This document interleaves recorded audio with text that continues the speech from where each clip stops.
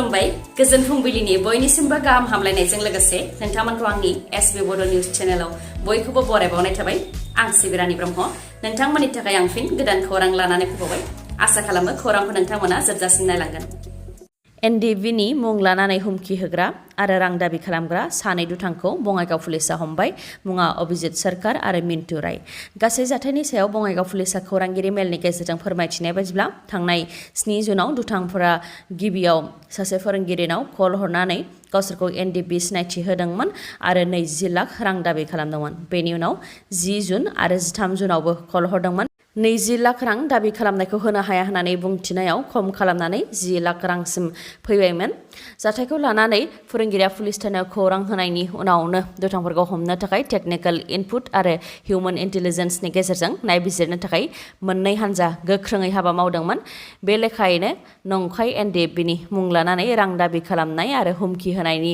दायाव अभिजित सरकार आरो मिन्टु रायखौ बङाइगाव पुलिसा हमनो हादों बङाइगाव पुलिसा फोरमायथिबावनाय बायदिब्ला सानै दुथाङा मोनसेबो आफादजों जेबो सोमोन्दो गैया थांनाय 7 जुनाव फोसावनाय मेट्रिक आनजादनि फिथायाव बर' बिजोंजों फरायनानै बर'फोरनि गेजेराव टप 10 आव जायगा आवग्रिनो हानाय फरायसाफोरखौ बरायदों आरो मान बावदों दुलाराय बर' फरायसा आफादा चिरां जिल्लानि बेंटल दखरा एबसुनि बेंखनाव थानाय जांख्रिथाय फोथाराव खुंफुंनाय खुंगा 16थि कमल कुमार ब्रह्म देरहासार बान्था होनाय बे हाबाफारियाव बाहागो लादों दुलाराय बर' फरायसा आफादनि आफादगिरि दिपेन बर' बिथाङाबो बे हाबाफारियाव बाहागो लानानै दिपेन बर' बिथाङा फोरमायथिदों दि बर' बिजों फरायनानैबो मोजां फिथाइ लाखिनो हायो बेखौ फोरमान होबाय दीपक बर' आरो मनदीप बर' बिथांमोनहा बर' बिजों फरायनानैबो बिथांमोनहा 97 जौखोन्दो मोननो हादों जेराव आसामनि टप 10 आव जायगा आवग्रिनो हानाय जोबथा फरायसाया 98 जौखोन्दो मोननो हादों 1 जौखोन्दोनि थाखायनो आसामनि टप 10 नि फारियाव जायगा आवग्रिनायनिफ्राय थालांनो गोनां जादों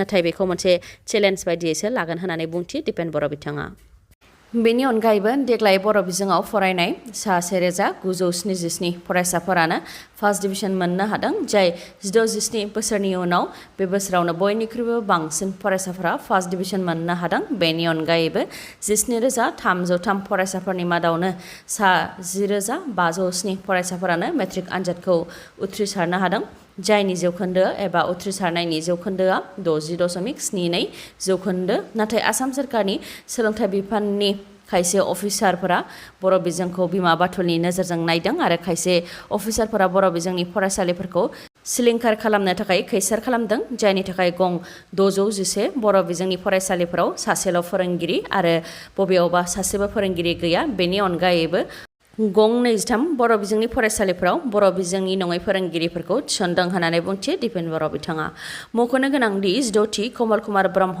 बान्थानि थाखाय एबसुजों सायख'जानाय टप 10 फरायसाफोरा जाहैबाय फारियै दीपक बर' मनदीप बर' बोसोनगिरि मोसाहारि दिपदिउति मोसाहारि रंजालि खेरखातारि अनजु बसुमतारि जिनजेरि बर' जयेश बसुमतारि आरो माखासे बिथांमोननो एडमिशननि थाखाय स्कलारशिप होनायजों लोगोसे साइटेशन आरो बिजाबफोर होनाय जादों रन्जन दैमारि बिथांजों लोगोसे गासै 14 एनडिबिफोरनि सायाव 14 अक्ट'आव गुवाहाटी हाइकर्टआ राय होगोन होननानै उखिला खौरां बिजोंनि गेजेरजों फोसावदोंमोन जायखौ लानानै रन्जन दैमारि बिथांनि सायाव गुवाहाटी हाइकर्टआ मा राय होगोन बेखौ बयबो बर' सुबुंफोरानो नेनानै दंमोन नाथाय रन्जन दैमारि बिथांजों लोगोसे गासै 14 एनडिबिफोरनि सायाव गुवाहाटी हाइकर्टआ राय होनायनि जेबो खौरां मोननाय जायाखै माबाफोर जाहोननि थाखाय रायनि अक्ट'खौ दोनथ'नाय जादों ना सिङाव गुबुन माबाफोर खोथा दं बेनि सोमोन्दैबो दासिम खौरां मोननाय जायाखै नाथाय उखिला 14 अक्ट'आवनो रन्जन दैमारि बिथांनि सायाव गुवाहाटी हाइकर्टआ राय होगोन होननानै फोसावदोंमोन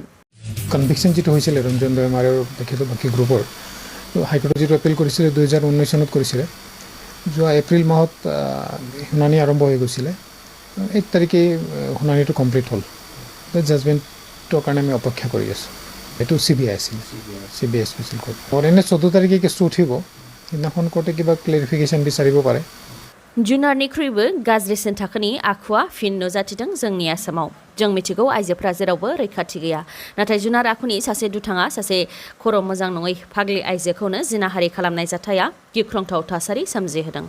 ढेकियाजुलियाव जादों बे मुगैथाव जाथाया। ढेकियाजुलि बास स्टेन्ड साखाथिनि आस्था मेडिकेलनि लांगोनायावनो बे जाथाया जादों। जाथायनि सायाव उरुका लजनि मेनेजारआ फोरमायथिनाय बायदिब्ला हटेलनि उनथिं फाग्लि जानाय आइजोखौ उनथिं आखाइ खाख्रबनाय आरो देहायाव जि जोम गैयै हालोदखौ नुनानै खाथिनि गलादारा खौरां हरदोंमोन।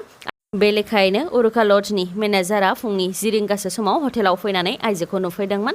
जाथायखौ नुनानै सीसीटीवीआव नायनायाव नुनो मोन्दों हरनि 12 रिंगायाव सासे दुथाङा फैनानै बे मुगैथाव हाबाखौ मावफैदों। भारतआव आयेन बेरेखायै थाफैनाय सासे चाइनिज सेंग्राजों लोगोसे नागालेन्डनि सासे सिख्लाखौ गुरुग्राम पुलिसआ हमदों। सेंग्रानि मुङा जुइफी 36 बोसोर बैसोनि आरो नागालेन्डनि सिख्लानि मुङा पिटे क्रिनुअ 22 बोसोर बैसोनि। माखासे सान सिगां इन्डिया नेपाल सिमायाव चाइनानिफ्राय भारतआव आयेन बेरेखायै थाफैनाय सानै सुबुंखौ एसएसबिफोरा हमदोंमोन। बिसोरनाव सोंनाय फिननाय लानायनि उनावनो जुइफीनि सोमोन्दै मिथिनो मोन्दोंमोन आरो पुलिसफोरा बे समनिफ्रायनो जुइफीखौ नागिरगासिनो दंमोन। गावसोरखौ नागिरबाय थानायखौ खौरां मोननानैनो चाइनानि जुइफी आरो मोजां मोननाय सिख्ला पिटे क्रिनुआ ग्रेटार नयडानिफ्राय गुरुग्रामनि गंसे हटेलाव थाखुमा फैदोंमोन। बेनिफ्रायनो आयेन बेरेखायै भारतआव थानाय चाइनिज जुइफीजों लोगोसे नागालेन्डनि पिटे क्रिनुअखौ हमदों। गुवाहाटीनि बरबारियाव होस्रांजानाय बर'फोरनो गसाइगाव महकुमानि बिपिएफ हानजाया मदद होदों। गासै 1 लाख रांजों लोगोसे गोनां जानाय मुवा बेसादफोरखौ गथायहोदों गसाइगाव महकुमानि बिपिएफ हानजाया। गसाइगाव महकुमानि सिङाव थानाय हारिखौ मोजां मोनग्रा आइ आफा रायजो राजाफोरनिफ्राय मदद लानानैनो बे अनसुंथाइखौ हैनाय जादों होननानै फोरमायथिदों बिथांमोनहा। लोगोसे बिथांमोनहा फोरमायथिबावदों दि होखारजानायफोरनि थाखाय बनसु आरो गुबुन गुबुन आफादफोरा सोरखारखौ नारसिनगासिनो दं। नाथाय बेजोंबो सोरखारा जेबो मावाब्ला गासै बर'नि गौथुम आफादफोरानो ज' जानानै दिसपुराव गिबि मन्थ्रिखौ नारसिननो थाखाय सोमावसारनो गोनां जागोन होननानै बुंथि बिथांमोनहा। गसाइगाव महकुमानि बिपिएफ हानजाया मदद हैनायनि अनगायैबो चेन्नाइ बड' एस'सिएशनाबो 10,000 रां अनसुंथाइ हरदों। अनसुंथाइ मोननो हानायखौ गोजोननाय फोरमायथिदों होस्रांजानाय बर' फिसाफोराबो। नाथाय माब्लासिम अनसुंथाइ लागोन होननानै दुखु फोरमायथिदों। मानोना बिथांमोननि थानायनि जेंनायानो गुबै जेंना आरो सोरखारा दासिमबो जेबो राहा खालामनानै होआखै आरो थानायनि राहा खालामनो थाखाय खेबसेबो खौरांबो लाफैयाखै। बेनिखायनो अनसुंथाइ होनायजों लोगोसे थानायनि थाखाय सोरखारखौबो नारसिननो थाखाय खावलायहरदों बिथांमोनहा। मानोना बिथांमोनहा गथ' गथायखौ फोरोंनो हायाखै, फरायसालियाव थांनायनि थिग गैया, मोजाङै जानो लोंनो हायाखै होननानै दुखु फोरमायथिदों। नोंथांमोनहाबो सागराव दावबायहैनो गोसो दंबा गुवाहाटीयाव थांनानैनो सागरनि रंजानायखौ लाहैनो हागोन। स्मार्ट सिटी गुवाहाटी नोगोरनि लामायाव बबेयावबा जानजिसे आरो बबेयावबा जेरबाफामानि दैबाना जादों। हाबाय थानाय जुब जुब अखाजों आसामनि दाब दाब जायगाफोरावनो दै लोमसावदों। गुवाहाटी नोगोरनि गोबां जायगाफोरावबो दैया लोमसावदों। बोसोरब्रै बोसोरबानि हानो गोनां अखाया खेबसेयैनो हानायनि थाखाय दैबाना जानाय बायदि मोन्दों होननानै गुवाहाटीनि थागिबिफ्रा फोरमायथिदों। दैबाना जानायजों ओनसोलफोरा लोमसावनायनि थाखाय थांलाय फैलाय हान्था मेलायावबो गोबां जेंना नुजाथिदों। बेनि अनगायैबो जुब जुब अखा हाबाय थानायनि थाखाय गुवाहाटी बरागाव निजोरापारायाव हाजोनि हाया न'आव गोग्लैसिननायनि थाखाय 4 सुबुंनि जिउ खहा जादों। न' सिङाव उन्दुफुबाय थानाय समावनो हाजोनि हाया न'आव गोग्लैसिनदों, जायजों बिथांमोननि जिउ खहा जादों। जिउ गोमानाय 4 सुबुंफोरनि मुङा फारियै मानवार हुसैन, मतिउर हक, आमरुल हक आरो हासानुर आली। 4नि मादाव मतिउर हक आरो हासानुर आलीया क'क्राझारनि आरो आमरुल हक आरो मानवार हुसैना धुबुरीनि। जाथाय जानायनि उनाव पुलिस आरो एसडिआरएफनि हानजाया थांनानै गोथै देहाखौ बोखांहैदों। मख'नो गोनांदि जुब जुब अखा हाबाय थानायनि जाहोनाव गुवाहाटीनि नवग्रह पाहार, बामुनि मैदाम, कारगुली आरो गुबुन गुबुन जायगाफोराव हा गिसिगानाय जादों। इन्डिया मेटेरलजिकेल डिपार्टमेन्टनिफ्रायबो सांग्रांथि हरदों दि 14 जुननिफ्राय 18 जुननि गेजेराव आसामनि गुबुन गुबुन ओनसोलफोरावनो गोबां अखाजों लोगोसे सारअन्थाइ गावनाय आरो मोफ्लामनाय बायदि जानायनि गोबां आसा दं। इन्डिया मेटेरलजिकेल डिपार्टमेन्टआ फोसावनाय बायदिब्ला गोख्रोङै साउथार्लि आरो साउथ वेस्टार्लि बारा 14निफ्राय 18 जुननि गेजेराव बे अफ बेंगलनिफ्राय सा सानजा भारतसिम बारगोन। बेनि गोहोमजोंनो आसामाव गोबां अखा हागोन। कामरुप मेट्र' डिस्ट्रिक्ट एडमिनिस्ट्रेसनाबो कामरुप मेट्र'नि सिङाव थानाय सुबुंफोरखौ सांग्रांथि होदों।